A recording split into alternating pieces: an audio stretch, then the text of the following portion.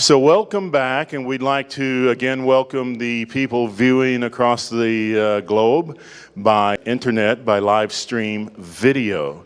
And so we have a wonderful presentation coming up, the second presentation of Dr. Robert Schoch.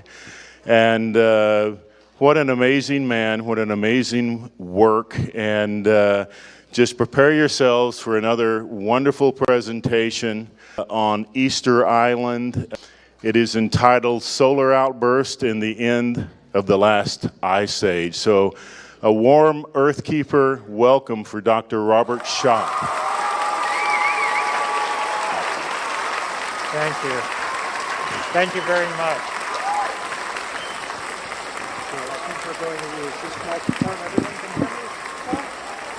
So a few of you did not make my first talk, and I know it's been very busy and some people came in late, that type of thing, but I will have this a standalone talk, even though I'm continuing some issues, and sort of in the middle I will review a few pertinent points from the first talk, so those that were here, you know, you'll be familiar with it, but it's always good to review. I teach at Boston University, and I know from students that it's always good to review, right?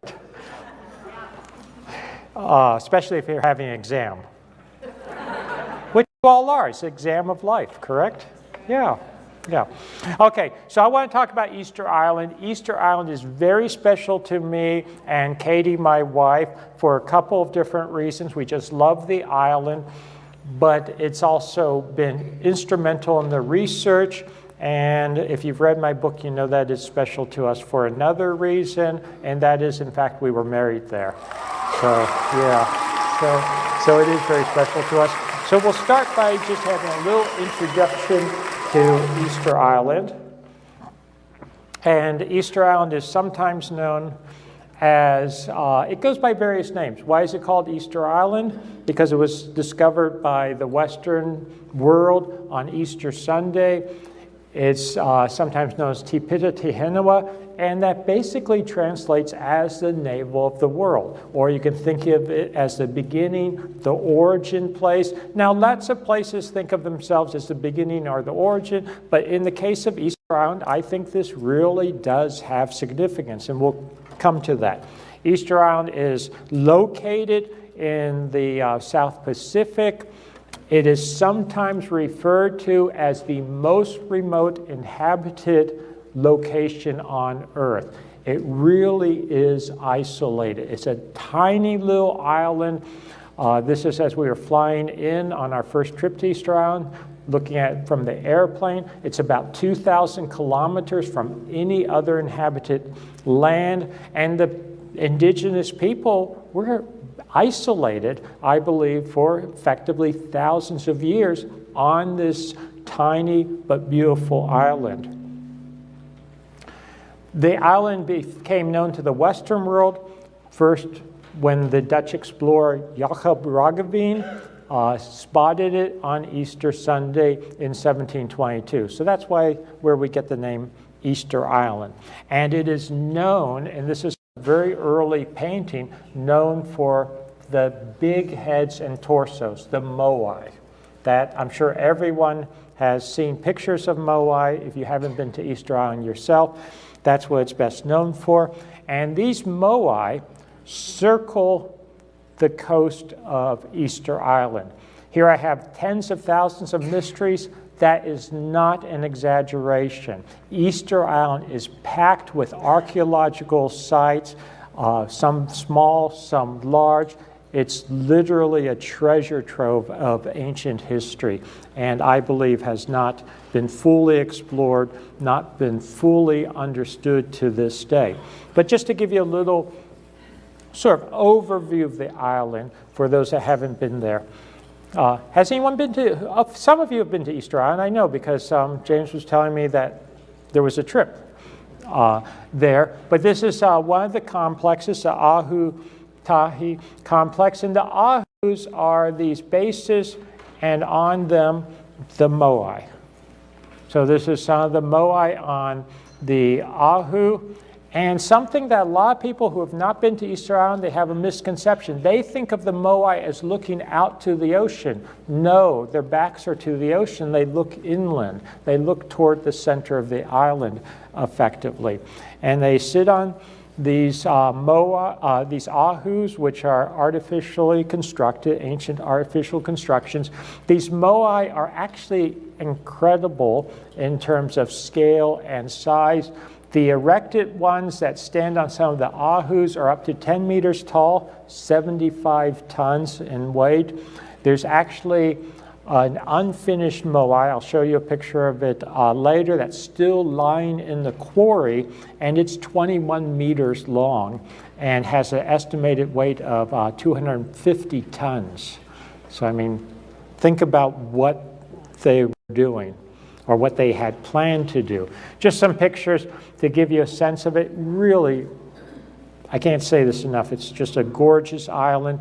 These are actually quite sophisticated. These are all ancient structures that were built to hold back the ocean, if you would, to stabilize the coast. More pictures. All of these on the ahus originally had eyes, but their eyes have since been removed. In fact, all these Moai, they were standing in 1722. But between 1722 and the end of the 19th century, about 1900, they were all knocked down. What happened when the Europeans got there? Civil strife started to break up the island. What happens when Europeans meet indigenous people? You know, it usually goes downhill for the indigenous people. Diseases, there were slave raids on Easter Island, where Europeans came and literally took huge proportions of the population. At one point, the Easter Island population was down to 111 from an estimated maybe 6,000 or so. Horrible decimation of the people and their culture at the hands of the Westerners, the Europeans, basically. So it's a very sad story, the modern history of Easter Island. But since then, the Moai have been re-erected, and this is one of the examples where eyes were put back into the head. And if you look at the eyes, and I have looked at this very carefully because it ties in with the story and the work I've been doing, which I'll get to, the eyes, do you see, they're actually looking up. So they're looking up toward the sky, and that's an important point to remember. This is Katie, my wife, who many of you have met already. And of course, well, I say of course, but I'll say it now. She took many of these photographs. I would say virtually all of them.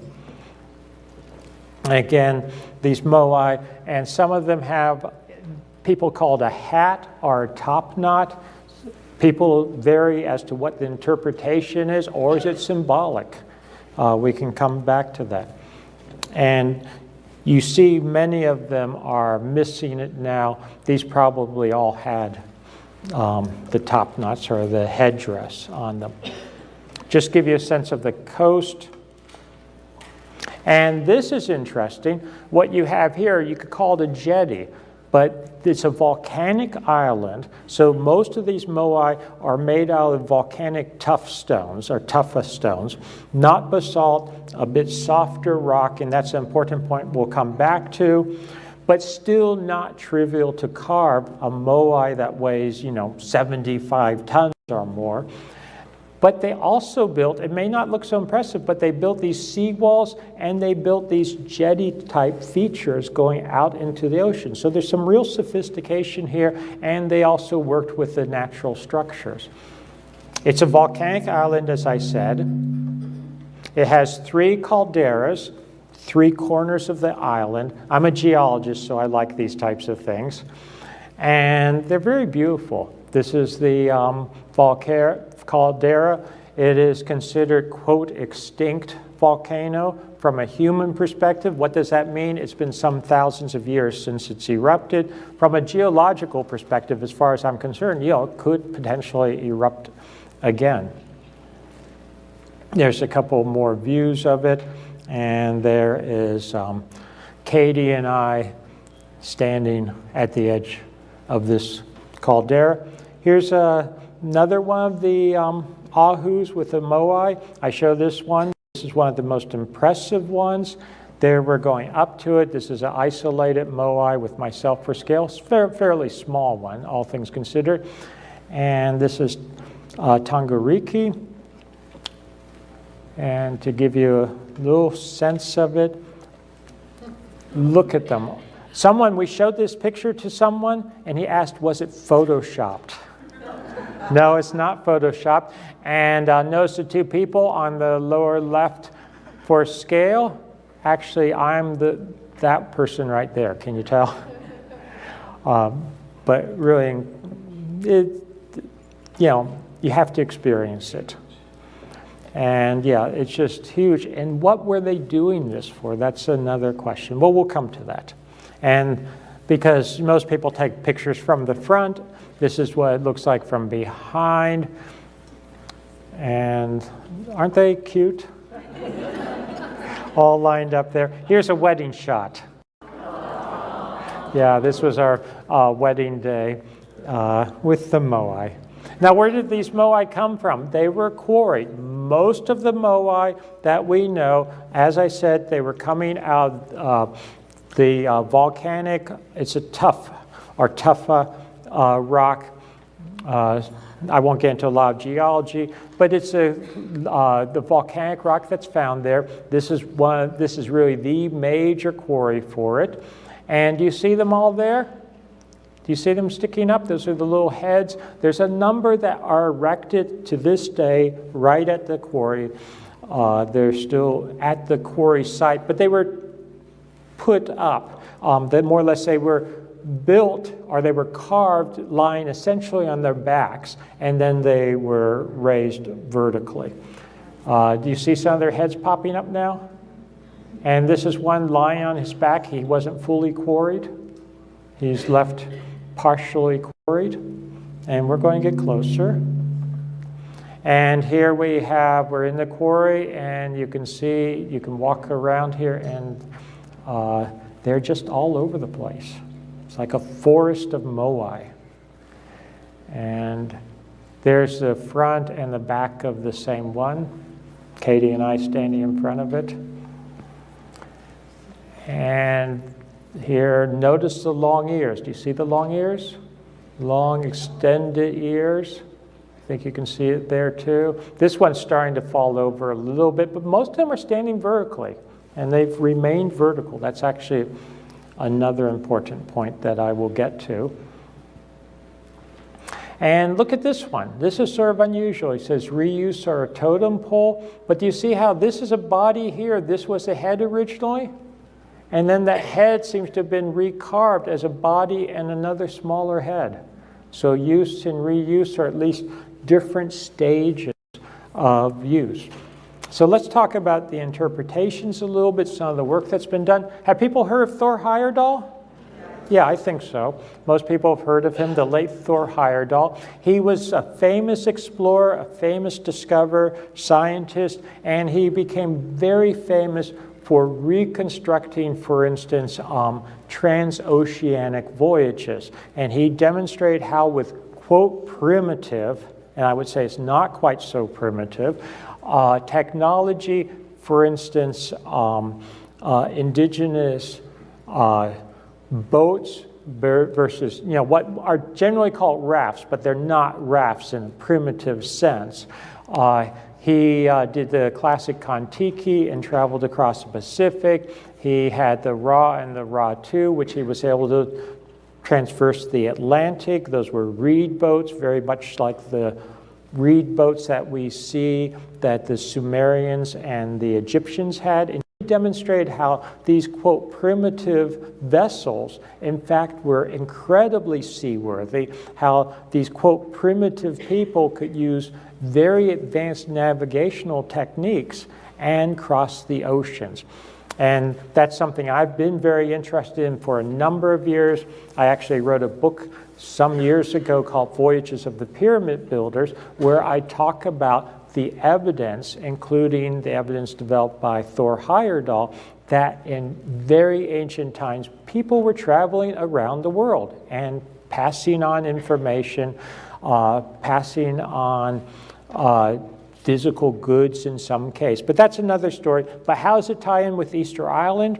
Thor Heyerdahl was very interested in Easter Island to the point that in the 1950s, he actually went to Easter Island with his crew, with an expedition, and did a lot of research on Easter Island and remained interested in Easter Island as one of his research projects until his death in 2002.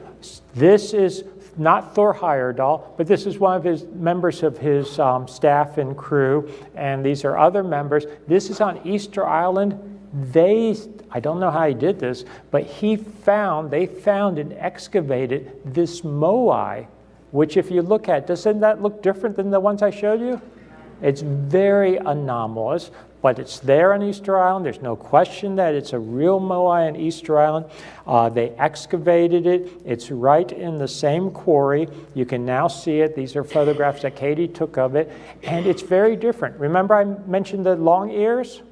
Most of them are long ears. They're the heads, the torso standing erect with the arms and the hands down to the navel. Look at this guy. He has short ears, very different face, very, very different physique, and he's kneeling. He has legs. The classic Moai don't have legs below essentially the waist genital region. They're just torsos and heads with arms. So this is a very different anomalous Moai. There's another picture of it. And Thor Heyerdahl, and I agree, because when I saw it first, I said immediately the same thing, that this looks very similar to things that we find, for instance, in Tiwanaku and La Paz in Peru. That very, very similar iconography, very similar type of structure. And he had the gall to suggest that maybe there were South American connections to Easter Island, even though it's couple of thousand kilometers away. And this was heretical, essentially, because most classical scholars, this is the party line, this is the paradigm, that Easter Island is part of larger Polynesia, that the Polynesians were moving from the west to the east, and the last island they inhabited or colonized was Easter Island, that they did this at a very late date, as late as maybe 500 or slightly later AD, so Easter Island has only been inhabited for about 1,500 years. And I think that paradigm is wrong. That's the bottom line. And I'll show you more evidence for that. One of the aspects is that maybe there are not just connections to the west of Easter Island in Polynesia, but also maybe to the east with South America. Another point with maybe a South American connection, and Thor Heyerdahl pointed this out too. This is on Easter Island, Ahu Vinipu. You see the finely dressed blocks of stone? Very beautiful. Does that remind you of anything? Yes, in Peru, I'm sure. For instance, Sacsayhuaman in Peru, this is myself a few years ago when I was visiting there, and they are, I would say, most people would say, unless you have a paradigm that you want to uphold and not look at, in my opinion, pretty straightforward evidence, these are very, very clear. Now, certain conventional scholars will say, no, they have nothing to do with each other. But I think stylistically, they're very similar when you combine this, for instance, with the kneeling Moai and other evidence I won't get into here. The very strong argument can be made that there are connections with South America. I'm not denying that there are connections to the West too. In fact, I'll say it right now, I wouldn't be surprised if Easter Island turned out to be a point of origin and there was spread from Easter Island both east and west and interchange interconnections at a very, very early age. Here is back to the quarry. Look at the size of that. Wow. Yeah, that's just the head. This is an unfinished one. Here we're discussing how they were carved and why they were carved. This is a former archaeologist and former governor of Easter Island. And I'm not don't want to make fun of anyone, but the classic explanation of why the Moai were carved on this little island is summarized in 2 words: busy work. Well, look, think about it. Isn't it logical? It was a small island, a lot of people on this island. You know, to keep everyone occupied and happy, they didn't have television, so you have to do something to, you know, so they said busy work, you know, carve these incredible statues and erect them, and when you're done, carve another one. That keeps everyone employed and occupied. And you know, they don't think about revolting against you if you're the chief or whatever. Now, that's a standard explanation, which, you know, really, in my opinion, is not very satisfying. You know, that's simply busy work. I don't think you go through this effort and spend that amount of time without there being some real significance behind it. Here's another picture, just a close-up. Look at this one. I have to point it out. Do you see the Moai there? Look at the scale, and part of it is buried underneath there, but it was, again, not completed, but this one, the best estimate is about 21 meters long and weighed, or if it had been completed, would have weighed about 250 tons. I mean, imagine that. So Easter Island, on Easter Island, okay, remember the Moai? This is a Moai with long ears. Most of them have long ears. There was a legend. There's an indigenous legend or tradition that Easter Island had 2 races on it. Maybe these were probably races that, you know, independent landings, you know, people coming to the island. But there were the giants, the so-called giants or long ears, and then there were the normal-sized people or the short ears. So 2 different, if you want to call it races or groups or ethnicities. Could this really have been the case? Of course, the standard traditional explanation is, guess what? No, that it's just, you know, sort of a myth. They weren't literally 2 races. There weren't literally giants on Easter Island. But we do have the Moai, the giant Moai with the long ears, and then a few anomalies like that little kneeling Moai. We also have here from the earliest explorers, and what I'm going to show you next is recorded in the Smithsonian Institution's archives back from the 19th century. The Smithsonian sponsored, among other things, an expedition to Easter Island in the late 19th century, collected a lot of data and also looked at earlier expeditions. And one thing they noted, and this is from their archives, is that the Behrens, he was one of the early explorers. He was actually with Roggeveen when they first discovered the island in 1722, and he said very explicitly that some of the men on Easter Island at that time were 12 feet tall. That there were some were normal size, but some were 12 feet in height, and that, in fact, the tallest men, the Dutch, and are the Dutch short? The Dutch are not known for being short. But some of the men on board the ship, some of the Europeans, could actually pass between the legs of these children of Goliath, as he called them, without bending their heads. Now, I asked one of the archaeologists working on Easter Island, what does he make of this story? Were there really giants in the early 18th century, a few relic giants on Easter Island? And he said, of course, though, that's all nonsense. They were simply standing on stilts. Now, I think that, you know, people, the Dutch, I have a partly Dutch ancestry, and I don't think my ancestors were stupid enough to mistake someone standing on stilts for a genuine 12-foot person.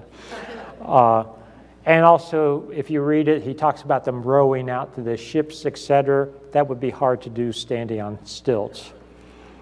So could there be a relic population of giants that maybe survived? There are also reports, Katie and I talked to people who said, firsthand accounts, that they had seen giant bones in some of the caves on Easter Island. So I just put that out there as a possibility. We talked about giants.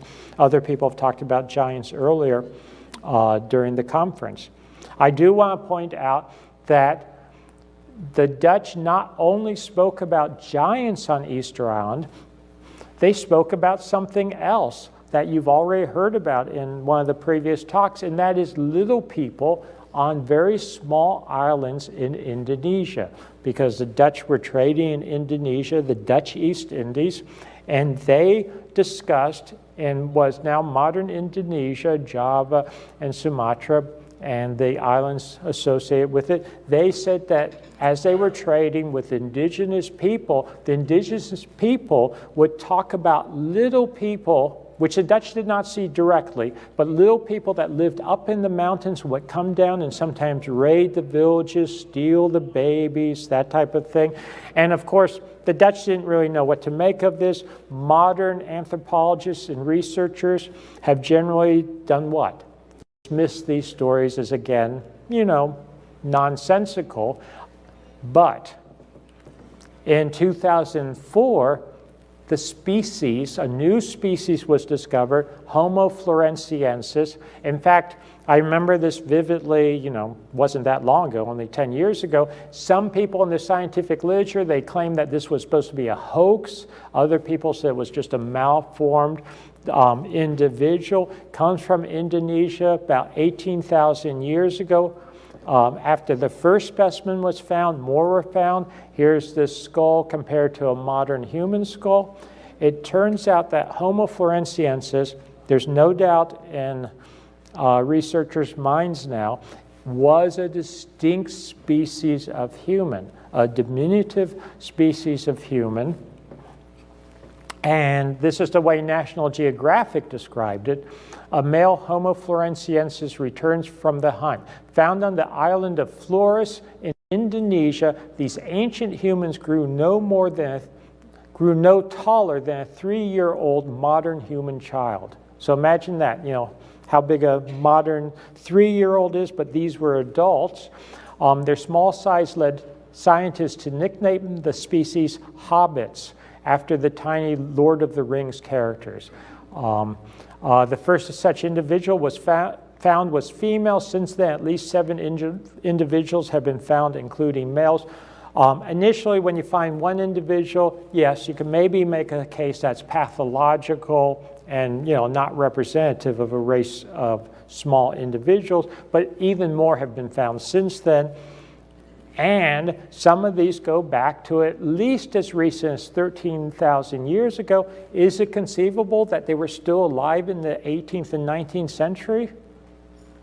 I think that's a possibility, and that the Dutch were reporting, real accounts. If that's the case for Homo floresiensis, couldn't that be the case for Easter Island and around the world, some of these other reports of giants that we have? So I just put that out there. At any rate, other things that we have on Easter Island are, for instance, the island's mysterious caves. And when Katie and I were there on our last trip, unsolicited, one of the natives of Easter Island, and when I say natives, there are no full-blooded Easter Islanders at this point, because there's been so much intermixing, intermarriage with Europeans. But someone who still had an ancestry going back just offered that, yes, the tradition is that they had to live in these caves at times for, he said, thousands of years, because conditions on the surface were, very harsh and not easily, livable. So they had to retreat to these caves. Keep that in mind as I develop the work here. But here's one of the cave entrances. This is a fairly big cave entrance. Others are very narrow. Here I'm going into one. They consist primarily of lava tubes. Remember, it's a volcanic island, lava tubes. But do you see how he's sitting on a ledge here? These were built up. They found skeletons in some of them. Clearly, the evidence indicates that these were inhabited. Here we're in one. There we're going through one. There's Katie in one of the caves. And I think, can you see me poking through? Looking through? And there is one of the larger entrances. Actually, this is on the edge of the water, so part of this now has eroded away in recent times. But some of the cave entrances are very, very small. I'm coming out of one here. I could barely fit through. And not only are there caves, but there are these other strange structures. Again, keep these in mind. These unusual, we'll call them houses or shelters. This is a Rongo village. What do they look like? Don't they almost look like bunkers or fallout shelters? I mean, they're very low. The Easter Islanders were not small people, even the normal size, much less potentially 12-foot Easter Islanders. Yet these are very thick, very low, just have these little entrance ways to them. There you can see one of them. Standard explanation is, things like they were used to protect themselves from their enemies during times of warfare. Now, how is that going to protect you from your enemy? You go in there, your enemy comes along, and they just keep you from coming out. And you starve to death. I mean, it just doesn't make sense. Or if your enemy doesn't want to wait for you to starve to death, these are not mortared or anything. They just start pulling it apart. And then what do they call it? Spearing fish in a barrel or something, whatever the saying is. I mean, it's a death trap if it's to protect yourself from your enemies. Not if it's to protect yourself, for instance, maybe something coming down from the sky, like a solar outburst, which I'll get to. There's another view of it. It's just a fascinating thing. There's another view. Now, in this, and tying in with my theory that you're protecting yourself from not enemies, but natural elements, catastrophes that are coming from the sky, in this, at Rongo, was found, and it was found, and in the context, it had not originally been in there, but must have been put in there for safekeeping. So being put in there, essentially think of when you have an ancient relic that you want to protect, was found this Moai. This Moai is no longer on Easter Island. The British Museum decided that it should be taken there for safekeeping in the 19th century. More or less, they stole it. So it's now in the British Museum. It's not very big as far as Moai go. It's a bit bigger than me, but it's very interesting because it's carved out of basalt. So it's carved out of much harder rock than most of the Moai. They're carved out of a more porous volcanic rock. This is carved out of very hard basalt. And if you look at it, do you see how beautifully carved it is? It's meticulously carved. It's perhaps one of the most beautiful Moai in terms of technical finesse carving. It's got carvings on the back. These may be later carvings that were added to it, but it's incredibly beautiful, and it seems to be older than the majority of other Moai. Again, it was reused. It seems to have been sort of valued a higher, more than the other Moai. It was found in the context of being protected in one of these little, we'll call it houses or shelters at Rongo on Easter Island. To get it out, the British had to pull the whole thing apart, the shelter around it, and take it out with a huge crew of men, and took it back to the British Museum. Here is one in context. This is a pre-1924 photograph. And do you see the Moai there? He was reused. This is another basalt Moai reused in an ahu, and they're missing now, but there would have been more big Moai on top. But the fact that it's reused shows that he is older than the other Moai. Again, these basalt basalt Moai. They're very rare, they're very well carved, and they're older than the other Moai. Here's a really strange little basalt Moai, referred to as female. You see her breasts? And look at her face, and what's going on here? Very, very strange. She's not that big. You'll see her with people for scale in a second, but she's very strange, I think very beautiful. She's now in the museum at Easter Island. She was found in 2 pieces at 2 different times. Her body was found in the sand at Anaquina. That is the only sandy beach on Easter Island. So found very deep in the sand, her body was found. And then later, Thor Heyerdahl and his group found her head under one of the Ahu walls, deep under the Ahu wall. He was excavating and sure enough finds her head. Again, this indicates that she is much older. She's found very deep, found in context that indicates she's much older. So she was put back together and is now in the small museum, small but very beautiful quality exhibitions on Easter Island. So there she is. And what I think is going on is that these basalt Moai, as I said, are not only older, but incredibly older. Something that is a real mystery on Easter Island, and something that I'm hoping to get back to Easter Island again and to carry out, very solid scientific research, is to figure out where these Moai are coming from. Because these basalt quarries, there must have been basalt quarries where these Moai were carved, yet they have never been found on the island. Easter Island is not a very big island. You can literally walk around the perimeter of Easter Island in 2 days, just a casual walk. That's how small it is.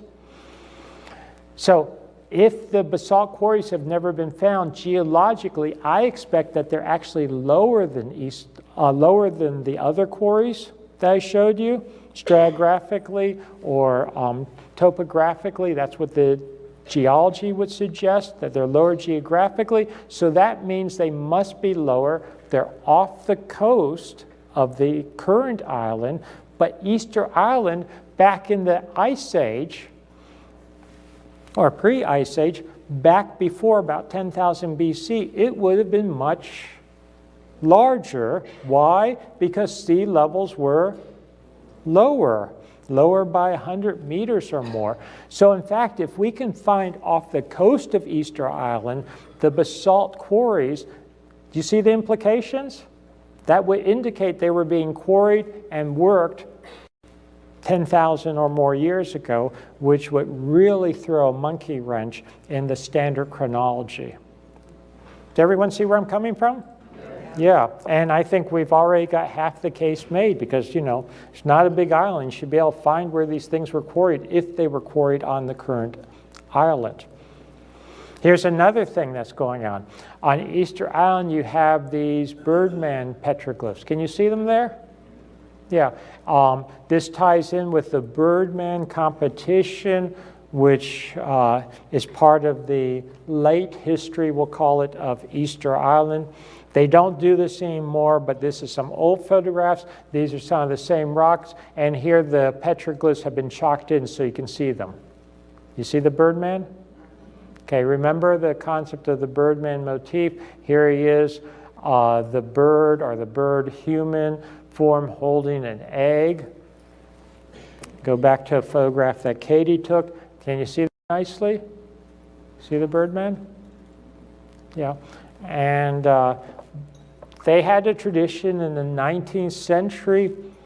It lasted basically up until the time when the island was 100% Christianized in the mid-19th century, that they would have a competition where every year migratory birds would come to Easter Island. They would land and they would nest on this little islet, little mini island off the coast of Easter Island, these little islands.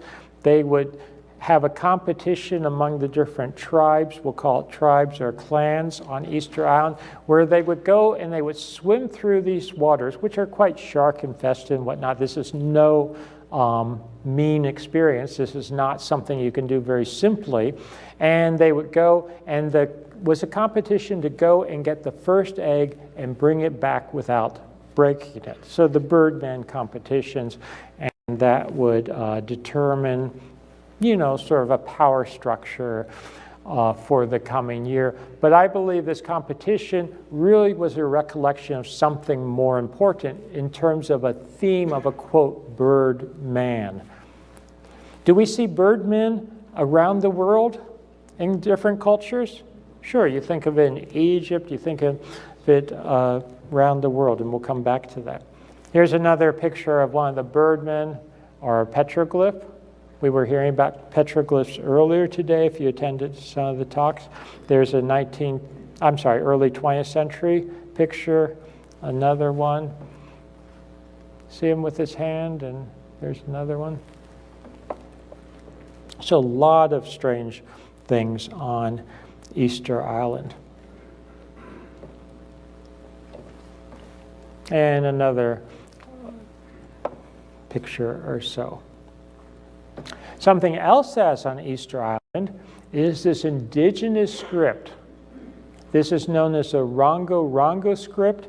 It's one of the great mysteries of Easter Island and Polynesia, if you think of Easter Island as part of Polynesia, because none of the other islands in the Pacific had their own indigenous script.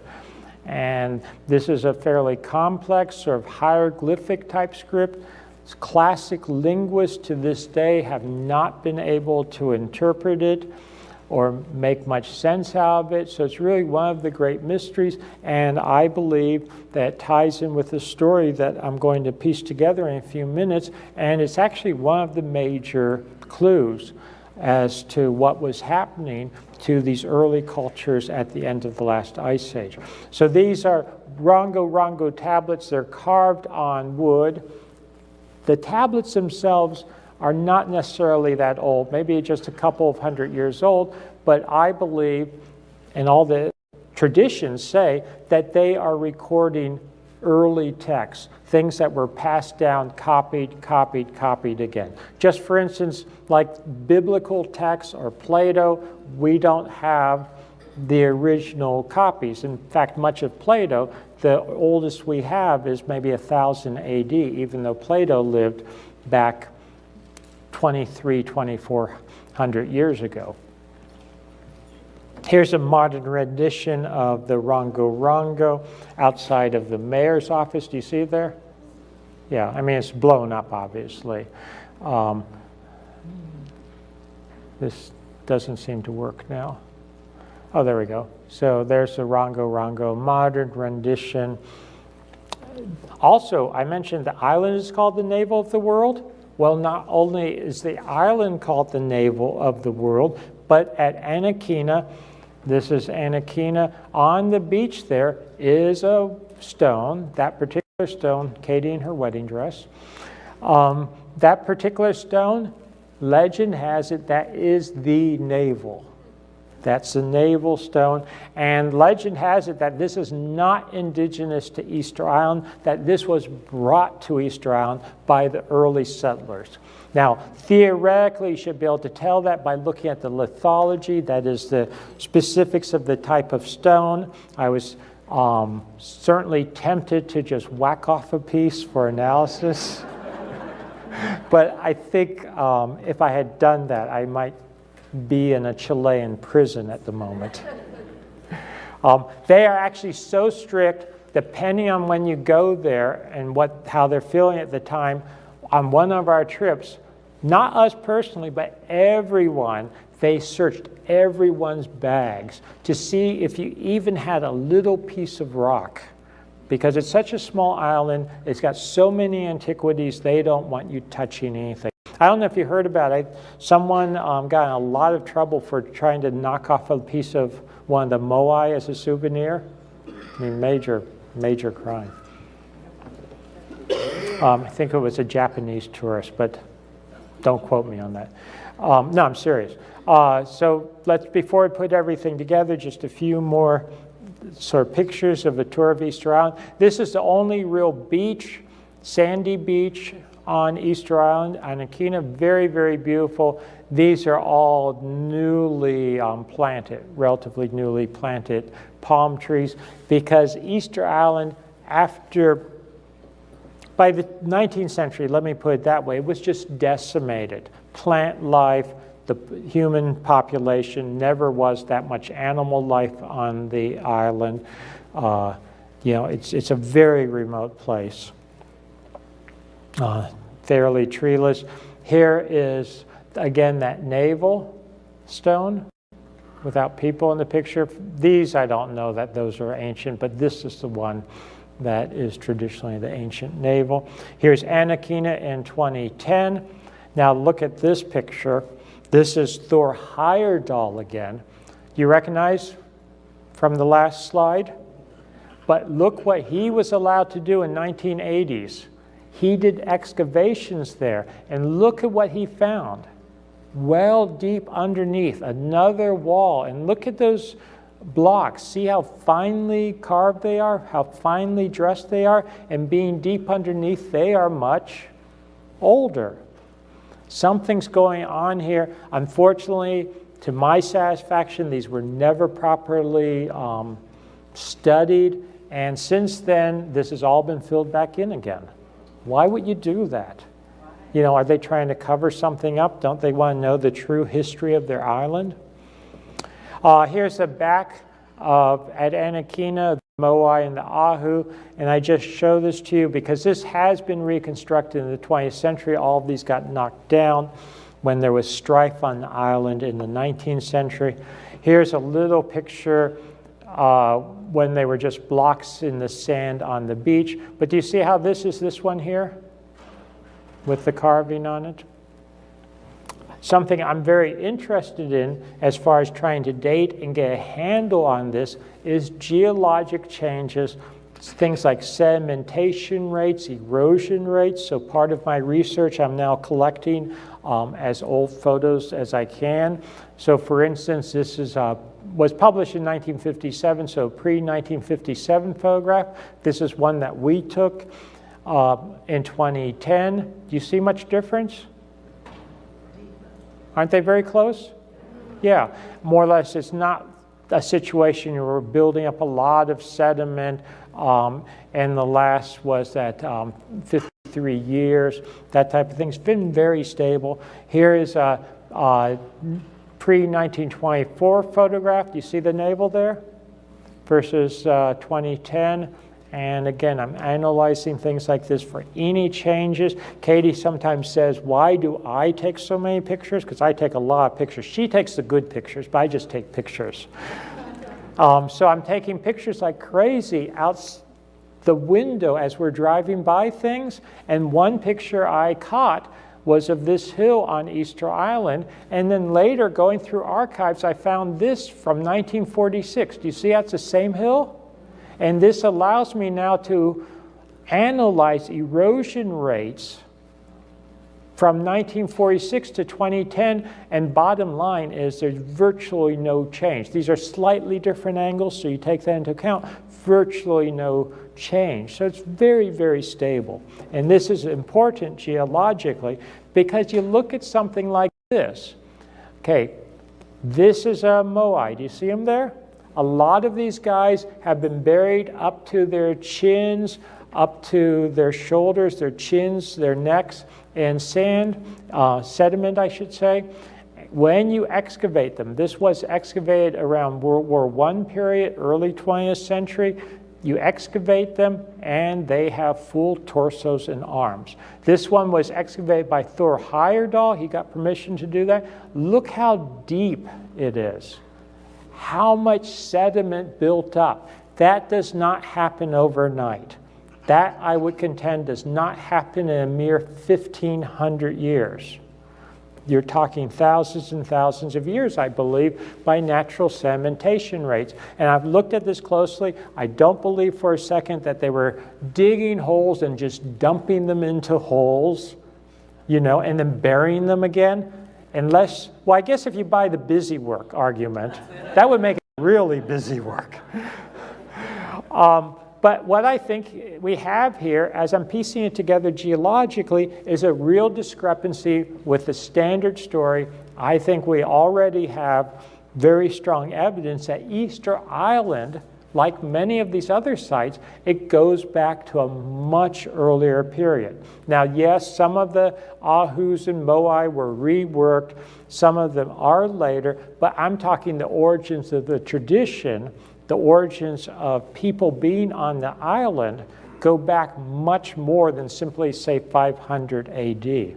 I'm talking thousands of years, maybe even back to, if you heard my discussion yesterday, Gobekli Tepe times and Sphinx times. So this is part of the bigger story. Just to refresh your memory, if you were here yesterday or if you missed my talk yesterday, I'm going to refresh you for a few seconds and then I'm going to move on.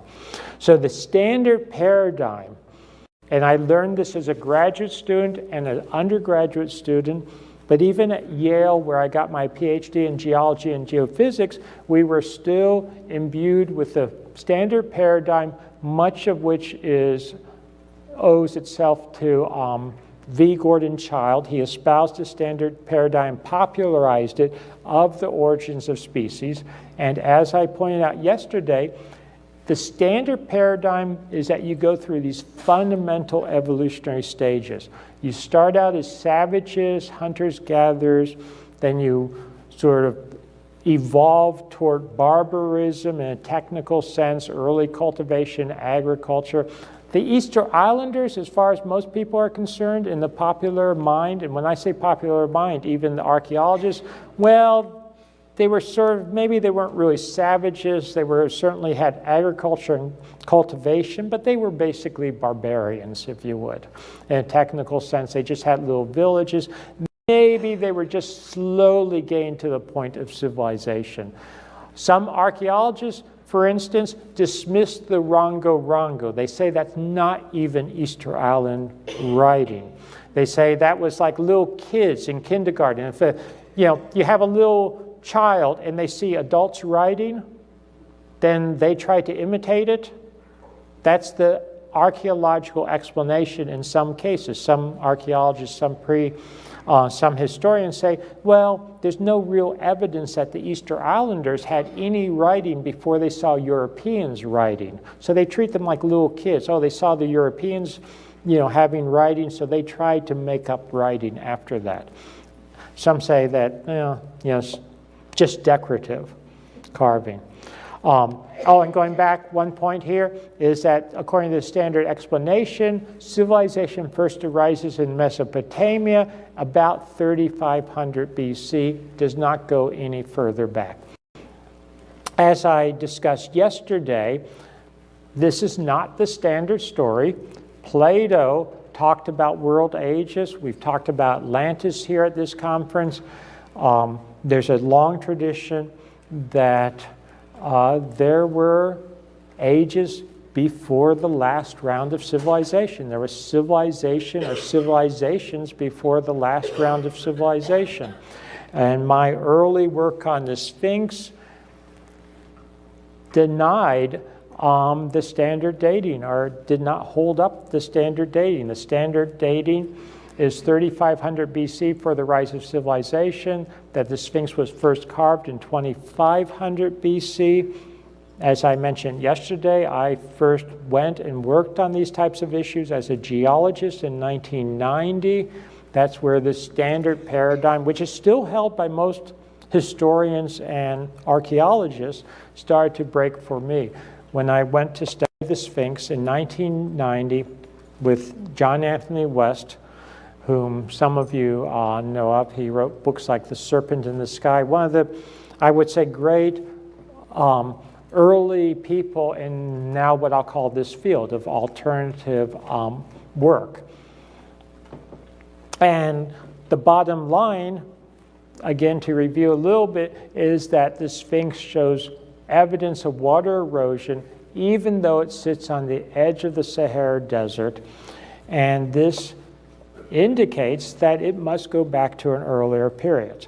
So we'll tie this back to Easter Island in a second. But again, for those that weren't here, the wind causes scouring of the rock layers. You think of these rocks as sort of like a layer cake, and you get very different erosion from wind than you do with water. And the bottom line is that this put the Sphinx back to an earlier period, pre-civilization. We did seismic work on this, conducted seismic testing, and that too confirmed that the Sphinx goes back to an earlier period based on the quantification I could do, the calibration of the seismic work. And also, a lot of people found this interesting, I think, or when I talk about this, a lot of people do, that possibly the Sphinx was originally a lion and may have actually go back to the age of Leo. It may go back to the age of Leo. Seems to be emerging from the bedrock. The seismic indicated that initially the rump area was connected to the bedrock, and it seemed to be emerging from the bedrock. And if you take this line of evidence, the Sphinx itself maybe goes back 11,000 or more years to the age of Leo. So again, those were things I talked about yesterday. I don't want to dwell on that now, but just to give background information. So Great Sphinx goes back, and people questioned, well, you know, I was heavily criticized in the early 1990s. And as I mentioned yesterday, we now have a new site in Turkey, in southeastern Turkey. That's Gobekli Tepe, that since 1995 has been excavated by Dr. Klaus Schmidt. One name for Gobekli Tepe, and I don't think I mentioned this yesterday, is hill with a navel or belly. What was Easter Island called? The navel of the world, origins. So in both cases, they're thinking in terms of origins. Were these maybe later names? I don't know, but you know, maybe people talked about these as origin points from an earlier civilization. And of course, this, in the case of southeastern Turkey and the area of Gobekli Tepe and Urfa, I mentioned yesterday how Abraham is said to have come there. So again, think in terms of origins and pushing it way back. Again, for those that weren't here yesterday, that's where Gobekli Tepe is. And Gobekli Tepe goes back to a very early period, pushing the edge of the last, and you know, pushing into the end of the last ice age. Just a few pictures of Gobekli Tepe for those that missed it. But this becomes important because we're going to tie it back to Easter Island.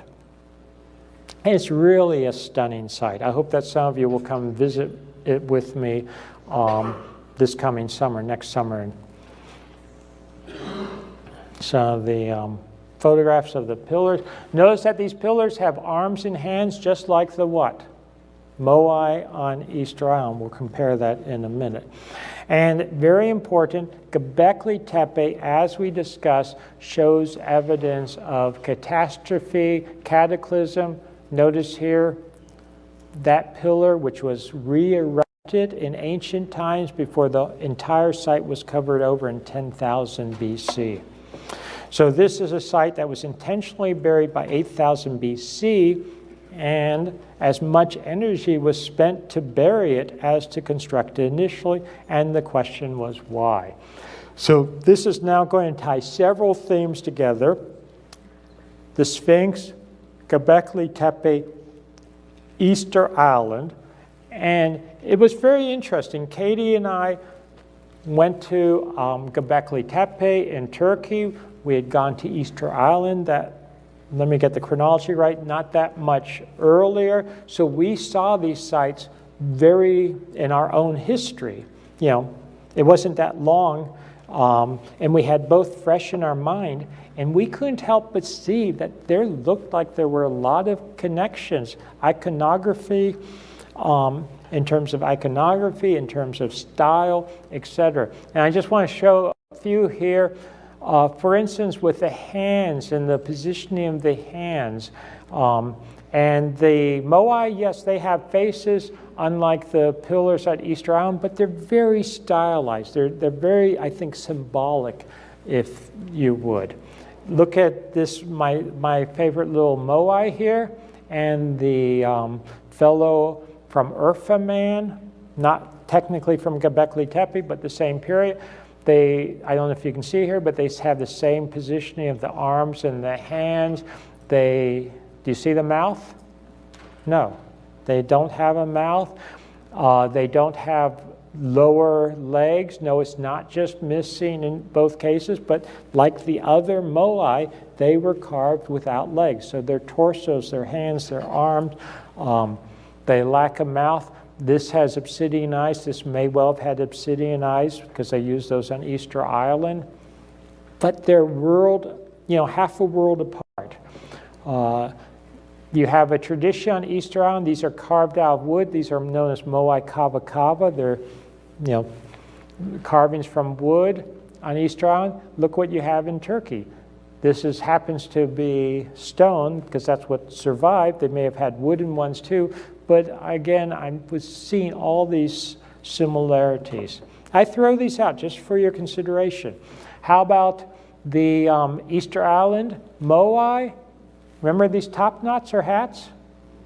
Couldn't help but think of them when we saw the Sufis, the whirling dervishes, and their very distinctive cap. Now, something interesting about the Sufi tradition. Do you know how far back the Sufis claim their tradition goes? They're talking in terms of 20,000 to 30,000 or more years. They claim that their tradition goes back well back into what geologically would be the Ice Age. That they have a very long tradition, that they are not, yes, they sort of adopted Islam, or Islam adopted them.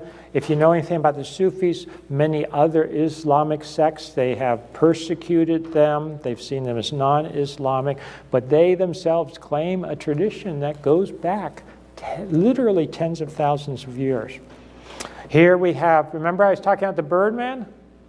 Arguably, you have Birdman, not just birds, at Gobekli Tepe. It's been suggested some of these bird-type figures are actually shamanistic, if we could use that term, that they're humans with bird heads. You have these bird motifs on the Rongo-rongo. And here we have the Rongo-rongo tablet. This is a detail from the Rongo-rongo tablet. And here are, I would argue, stylistically very similar types of figures from Turkey near Gobekli Tepe, again going back to the very, very early period. So what is going on here? How do we tie all of this together? We have to consider the end of the last ice age. Gobekli Tepe, definitely, there's no doubt about it, archaeologically at this point, goes back to the end of the last ice age. I've made the case that the Sphinx, the core body of the Sphinx, the oldest portion, goes back to that period. I believe that as we get more data, that the origins of Easter Island may go back to this remote period. So let's talk about the end of the last ice age for a few minutes. And this is something that I think will dovetail with some of the other presentations we've heard this weekend. End of the last ice age. Technically, I'm a geologist, and I would say technically, based on the best data, which is just within the last few years, end of the last ice age, we can date quite precisely to about 9700 BC. That is Gobekli Tepe time, literally. At that point, there's an incredible warming period. Literally, we snap out of the last ice age, but before that, 1,200 years before that, there is a cold snap, and the period from 10,900 BC to 9,700 BC is known as the Younger Dryas. So that's the Younger Dryas period, and I don't want to bog you down with a lot of details, but some of these details are important because people get confused about them. And I'm not saying just popular audiences, but scientists get confused about them. So everyone knows that we had the last ice age. This was at the height of the last ice age, just some diagrams. showing how there was literally snow and ice cover at high latitudes. Sea levels were lower, and this is the modern world without the ice. So major changes. And at the end of the last ice age, this would be the height of the last ice age, say about 20,000 years ago. Things started to warm up. So this is increasing temperature. But then there was this cold snap. So this is the Younger Dryas, when you have this cold snap. And then about 9700 BC, all of a sudden, really dramatic warming. And this dramatic warming is literally like that from a geological point of view. And when I was a graduate student, we said it was a dramatic warming that happened very, very quickly, but we were thinking maybe hundreds of years or 1,000 years. Now, the best evidence, and don't try to read this because I'm just putting it up to show that's good evidence. This is actually in Science, was published in Science, one of the major scientific journals. If you heard my talk yesterday, what was the organization that was persecuting me? American Association for the Advancement of Science, that publishes Science magazine, Science journal. So maybe they're coming around now. Or at least they're publishing things that support my position. And here, right here, it says that the end of the last ice age, this dramatic switch in temperature, happened within 1 to 3 years. Yes, 1 to 3 years. And it turns out that it's simply, when you look at the data, you can't resolve it any to smaller than that. It could have literally been overnight, and we wouldn't be able to tell that was overnight versus 3 years, 1 to 3 years, just because of the resolution of the geologic data. But they're even saying it has to be within 1 to 3 years. Now here's a mistake. But now you understand the mistake. It says, ice age ends smashingly. Did a comet blow up over eastern Canada? And they talked about 12,900 years ago or 10,900 BC. This is in Science News. They should know better. The ice age did not end in 10,900 BC. When did it end? 9,700 BC, remember? 10,900 BC is the beginning of a cold snap just before the end of the last ice age. And yes, in fact, there is evidence for a comet hitting about 10,900 BC, but that would have caused what was a warming trend to get very cold. Everyone with me? Because you would put debris and dust in the atmosphere, it would cause a cooling.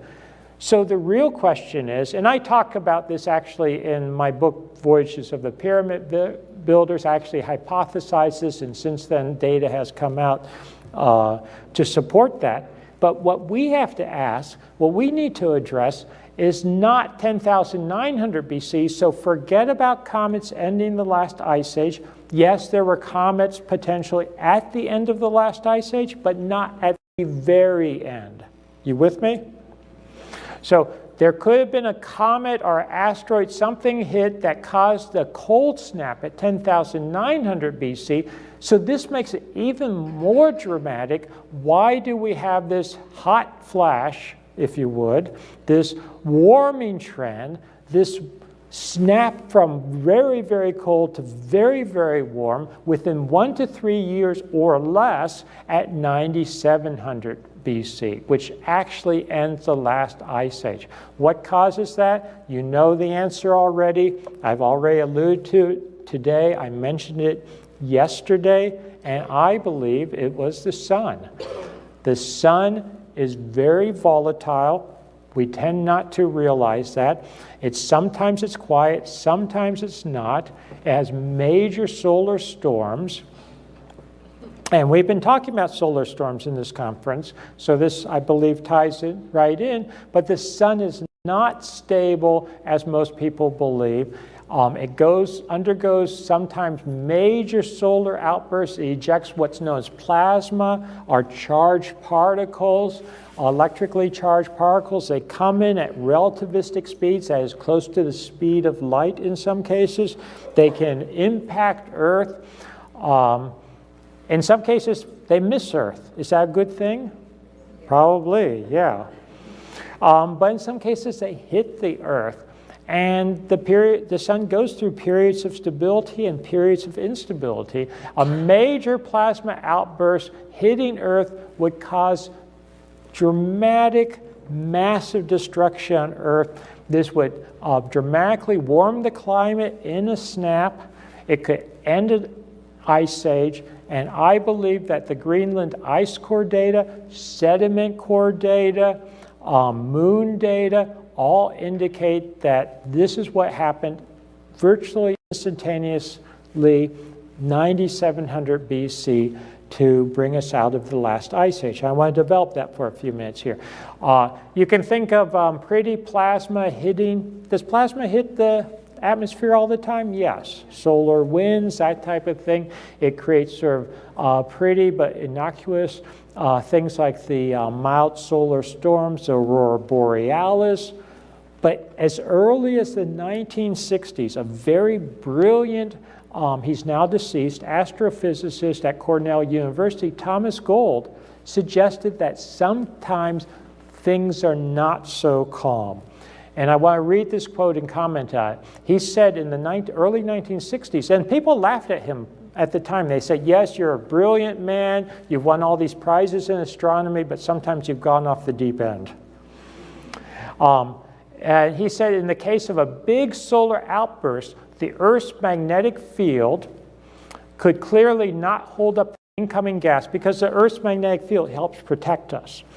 Could not hold up the incoming gas, or that is the plasma, the charged particles, and it would indeed drive down. It would indeed drive down to the atmospheric level, and it would take the form of a series of sparks. Or think of huge, like lightning bolts, but they're not really lightning. They're much more powerful, coming from plasma. And they would burn for extended periods of time and carrying currents of hundreds of millions of amperes. And he talked about how they would cause massive destruction on the surface of the planet. He said one thing you look for is vitrification. This would be vitrification. That is where a massive plasma bolt would hit, sort of like a tornado, hitting certain spots. It could literally melt the rock on the surface, which would then, flash melt and then solidify again. And he suggested you should find, if this scenario is true, find vitrification. So this is one thing I've looked for. Don't try to read all this, I'm just putting it up. But have you heard of vitrification? At ancient sites, it exists. Real, genuine vitrification. One place it exists is in the so-called forts of Scotland, or the early fortifications. I'll read one thing here. This is 1898. Vitrification in a fort is understood to mean the binding together of the stone by vitreous material. What is vitreous material? It's basically glass. When you melt rock and it solidifies again, it forms glass. Produced by the action of heat, etc. Now, where would this heat come from? I submit a major solar storm with these huge sort of lightning-type bolts would cause localized vitrification. And we can see this. For instance, this is known as the Moat of Mark in Scotland. There's a location from Google. And if you go there, it's one of these. It's considered a Dark Age fort, but there's actually evidence that goes back 10,000 years or more. And that's published by the Scotland Museum. So this is not something I'm just making up or saying on my own basis. Here's the fort. Not very impressive. It's all overgrown, etc. We'll go up to it. They're still not very impressive. There's some of the walls. Impressive? Nah, probably not. There, I don't know. If you don't know what you're looking at, you might not think that's very impressive. When I saw that, I was incredibly excited. Why? I'm a geologist. I was so happy. There I am. Because what I have in my hands, that is vitrification. That is absolutely vitrification. Do you see? It doesn't look pretty, maybe. But do you see what's happened here? This is clear evidence of incredibly intense heat, thousands of degrees centigrade, that hit this rock, made it basically boil and bubble. Do you see that? and then solidify again. This is the type of thing you would be looking at. There's my centimeter for scale, and here it is without. This is true vitrification. Do you see how it forms sort of bubbles that solidified again? And when you look at these so-called forts, you can actually see that, okay, only certain sides are vitrified, only the top is vitrified. You can actually figure out the direction that it came from above. It's incredible. So I submit that these ice cores, the sediment cores, ancient vitrification, all of this is additional evidence for a solar outburst at the end of the last ice age, about 10,000 BC, roughly, 9,700 BC precisely. Plus there's more evidence, and this brings us back in a few minutes to Easter Island. There's the petroglyphs. We heard about some petroglyphs earlier today. Very, very interesting. There's lots of different petroglyphs. There's modern petroglyphs. There's ancient petroglyphs. And then there are really ancient petroglyphs that go back, I would contend, 12,000 years. Someone who has studied these petroglyphs in great detail is a colleague. I first met him, I believe, at a conference in the year 2000. His name is Anthony Perrott, Dr. Anthony Perrott. He's a plasma physicist. That's what his PhD is in. He studies plasma discharges from the sun, from other stars, between planets. Here's just a picture of plasma. Have you ever seen plasma? Absolutely, you've seen plasma. A candle technically is plasma, burning. Plasma, fluorescent tubes, lights, that's technically plasma. But we're talking really highly charged, balls of plasma coming off a sun or a star. That's what he studies. He found in his studies that plasma, very intense plasma outbursts, take on certain forms. They take on forms that look like this. They look like what? Does that sort of look like a person? Yeah. And he, just as a hobby, started looking at petroglyphs, and lo and behold, he found that these ancient petroglyphs, not all petroglyphs, but these very ancient class of petroglyphs, sure looks like the plasma formations he'd been studying for decades. They're taking on the same shapes. And one thing I'll point out, for instance, doesn't it sort of look like a little man? Stick figure, but it has these weird things on the sides of its body. People don't normally have that, I guess, unless they're, I don't know, they carry their donuts with them. And, they don't necessarily have genitalia that long, or I don't want to be vulgar. But you can think of the northern southern lights, and if they were much more intense by orders of magnitude from plasma hitting, they would take on these forms. I talk about in Forgotten Civilization, I won't go into detail now, but there was something known as the Carrington event in 1859 when a small coronal mass ejection, a ball of plasma, hit Earth. So this was 1859, and people talked about seeing stick figures like this dancing in the sky. Yeah, just what he's talking about. So we have this, and he started looking for this. So he said, not just in Arizona, not just around Los Alamos, but he and his colleagues started looking around the world, and they have found similar types of figures in over 130 countries. And they all take on these diagnostic, distinctive forms. So again, this is one of the classic ones. It looks like a human with little balls on the side or little forms on the side. Here are some of his major forms. He distinguishes certain types, stick figures with dots on their side, stick figures with what heads? Bird heads, bird-headed men. Common theme, we saw that Easter Island, you see that around the world. I started my work on ancient cultures, as you know, in Egypt. What's one of the common motifs? Bird-headed men. Horus, the falcon, but often takes a human body with a falcon's head, or the ibis head on a human body, etc. You've seen examples of that just today. Does it go back to something like this? Are the cascading donut-like cylindrical shapes?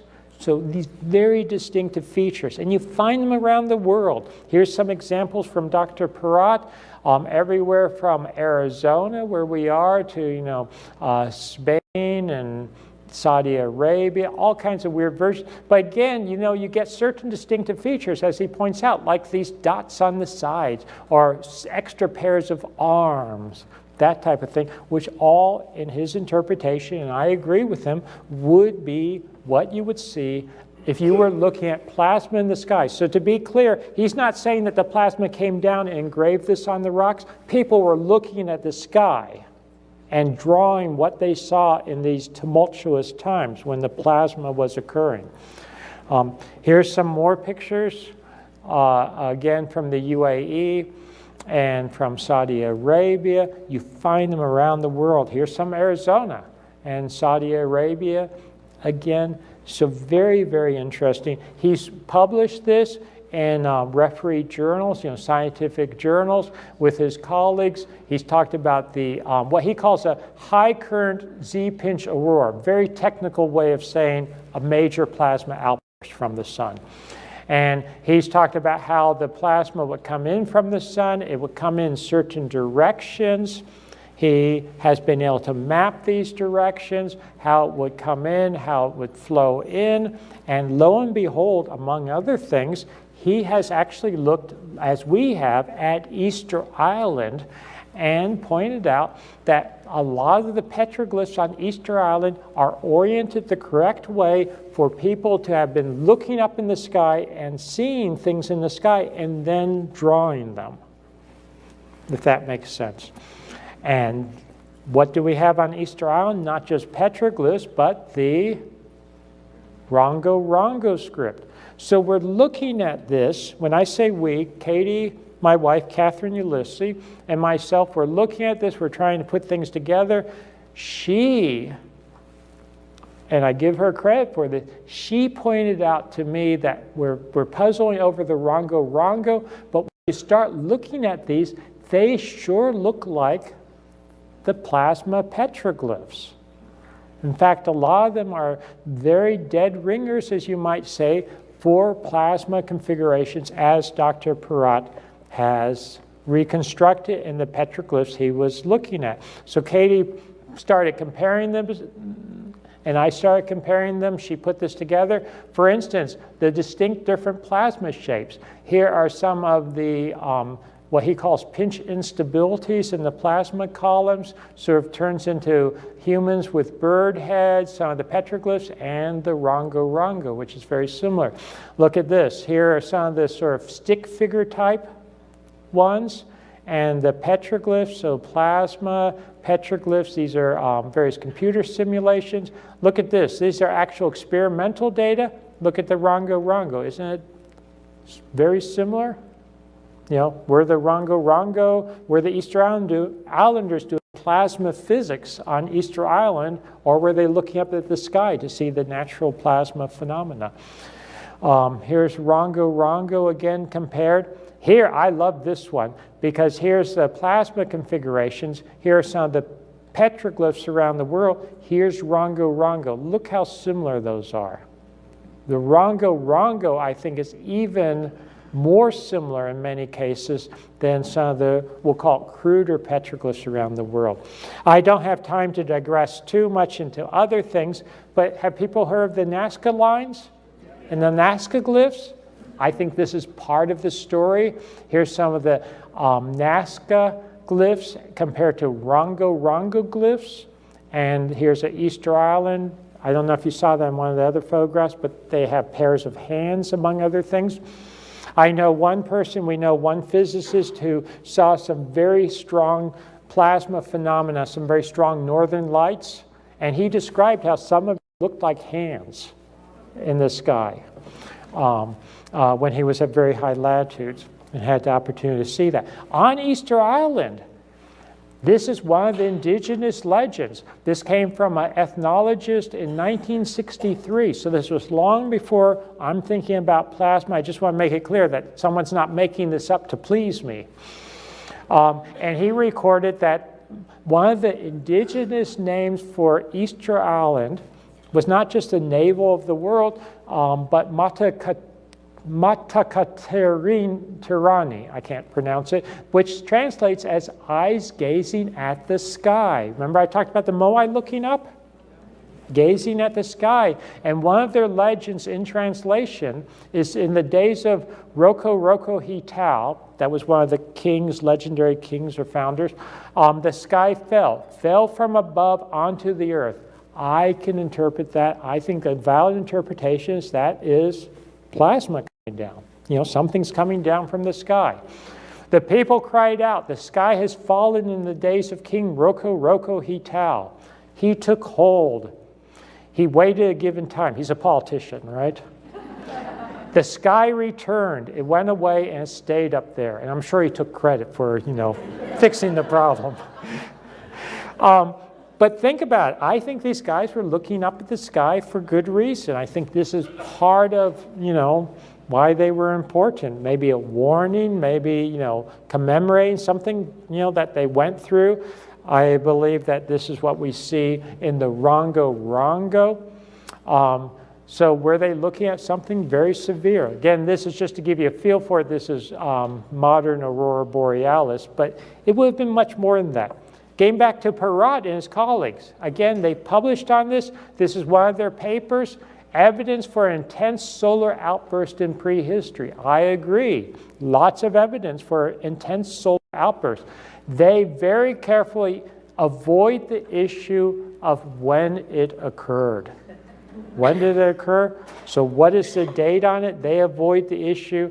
I submit that all the evidence indicates this intense solar outburst is what ended the last ice age, 9700 BC, knocked out these early civilizations, basically put us back into a dark age, if you would, or put humanity into a dark age.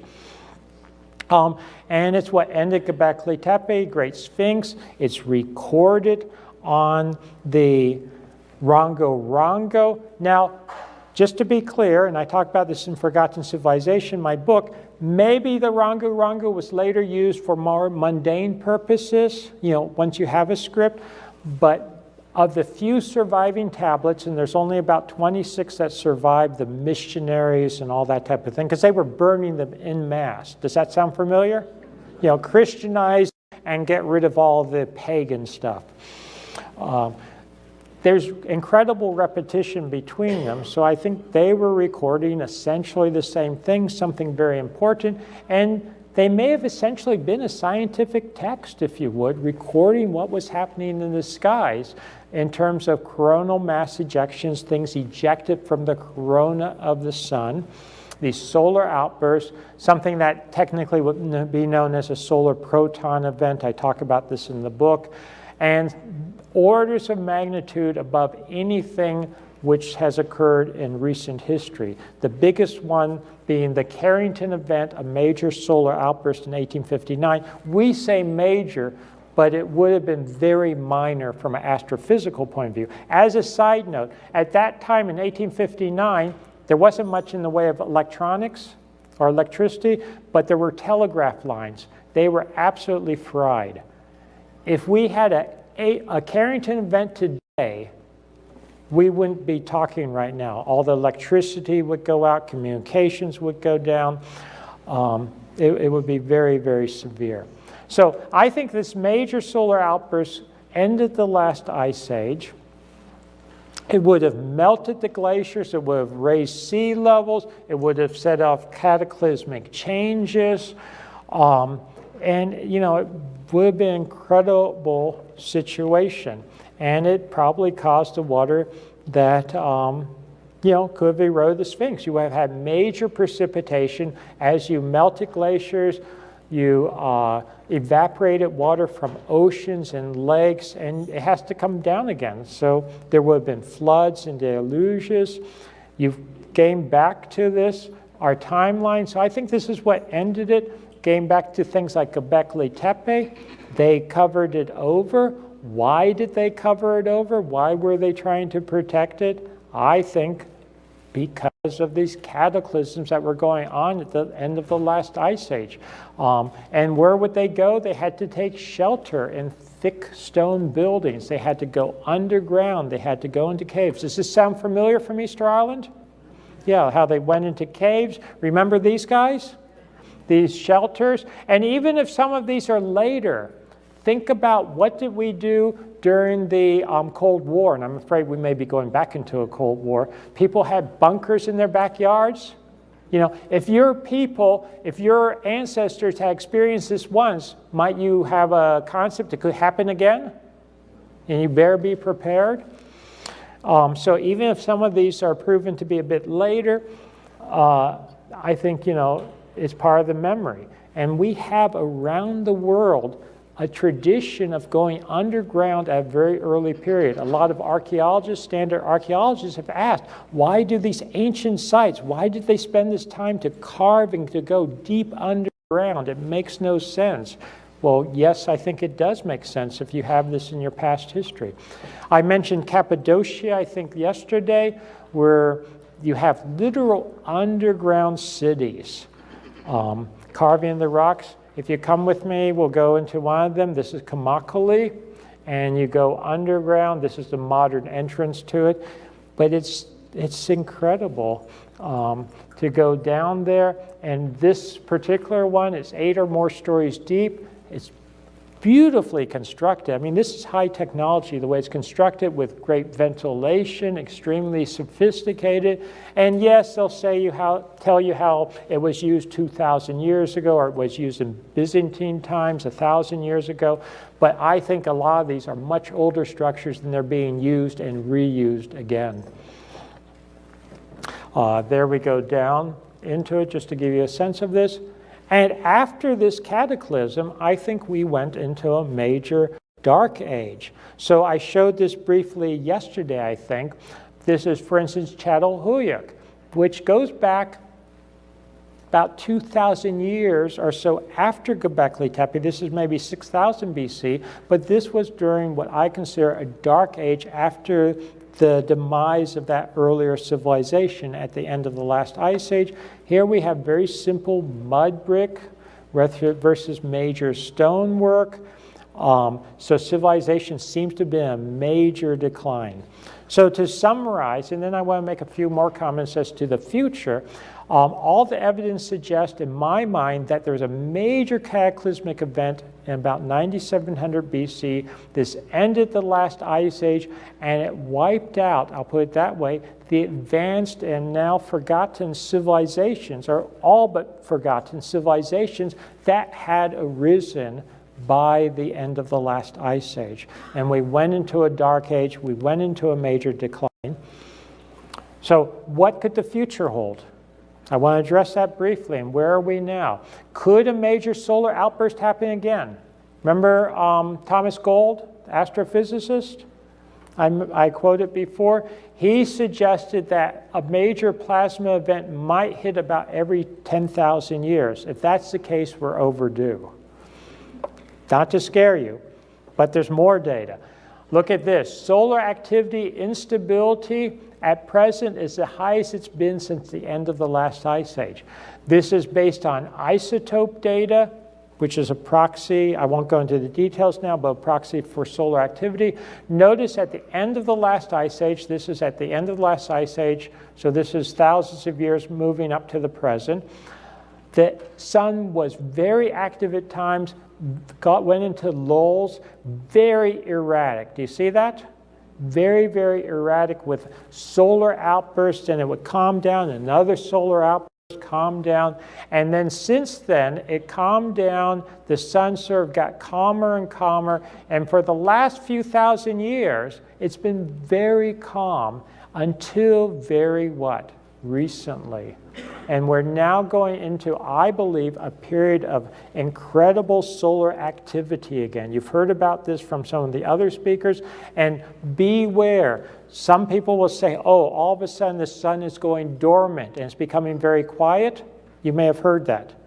Yes, in the very short term, that may be the case, but at the end of the last ice age, you had high activity, then it would sink down to almost nothing, then it would explode again.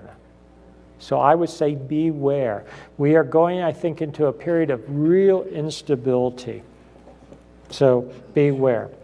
Bottom line, though, I think that we have an incredible amount of evidence now between what I was discussing yesterday and today, that civilization, there was civilization much earlier than the traditional beginning of civilization going back to the end of the last ice age.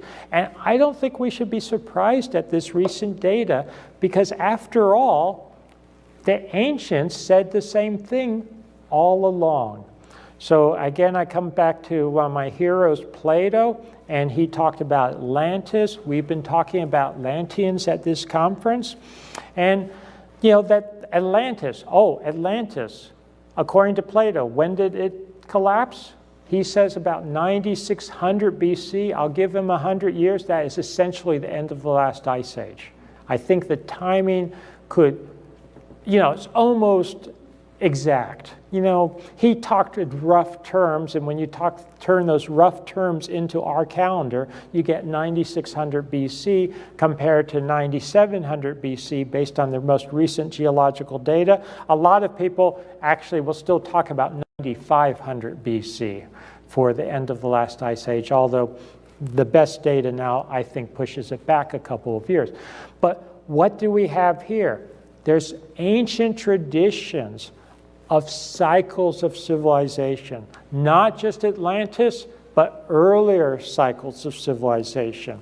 One of the classic versions of this is the Hindu Yuga cycle, or we have in the Western tradition the gold, silver, bronze, and iron age, and then you cycle back again.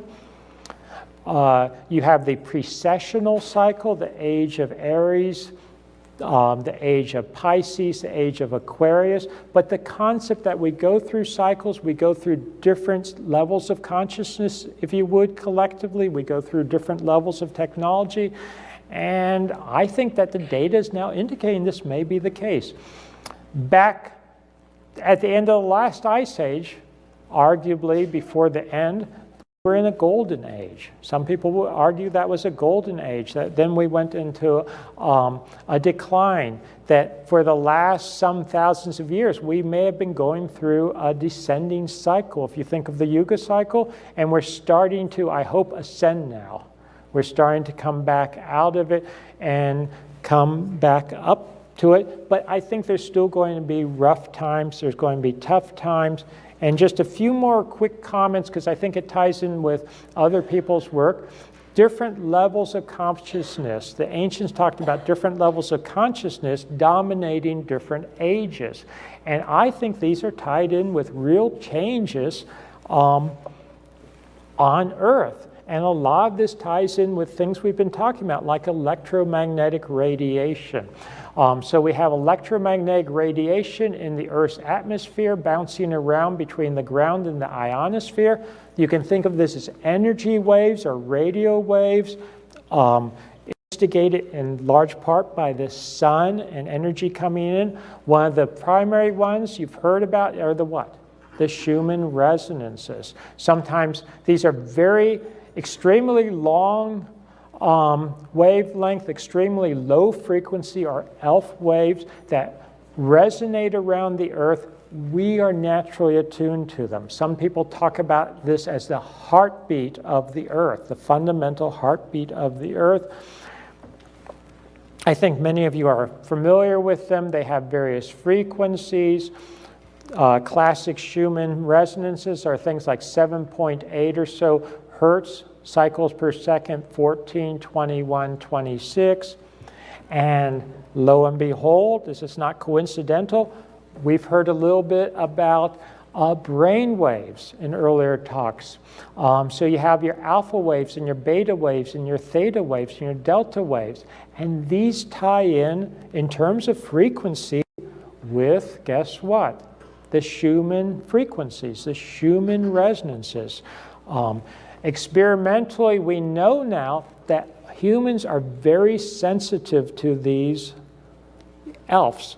Extremely low frequency, long wavelength, Schumann resonances.